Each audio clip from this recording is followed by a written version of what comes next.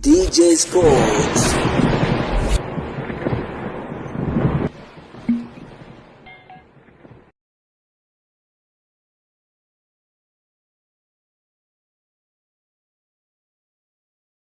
Na Simba wameingia sokoni kutafuta striker namba 9 mbadala wa Ibrahim Doumbia, huku kocha akiwa amezungumza kiundani zaidi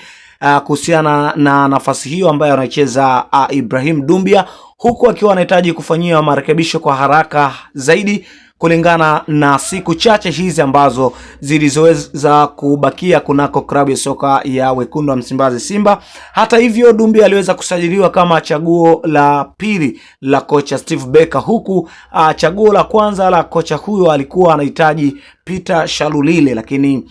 Simba Sports Club baada ya kumkosa Peter Shalulile, hivyo wakaenda kumsajili Ibrahim Doumbia, na hivyo Ibrahim Doumbia mpaka sasa bado hajaingia kwenye kikosi kama vile ambavyo Simba wanahitaji aingie mchezaji huyo. Hivyo wameweza kwenda kufanya mazungumzo na klabu ya soka ya Agres Eagle katika kuhakikisha wanangoa moja kati ya striker wao ambaye tegemezi ndani ya kikosi cha Agres Eagle du Congo, moja kati ya klabu ambayo inafanya vyema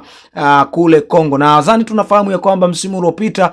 nyota huyo alifanya vizuri zaidi na kusaidia timu yake kumaliza kwenye nafasi ya pili katika msimamo wa ligi kuu soka ya Congo, lakini msimu wa mwaka wa juzi nyota huyo aliweza kuisaidia timu yake kutoa ubingwa wa ligi kuu ya Congo. Hii ni moja kati ya rekodi kubwa sana za Tontaras, moja kati ya nyota ambaye sofa anatazamiwa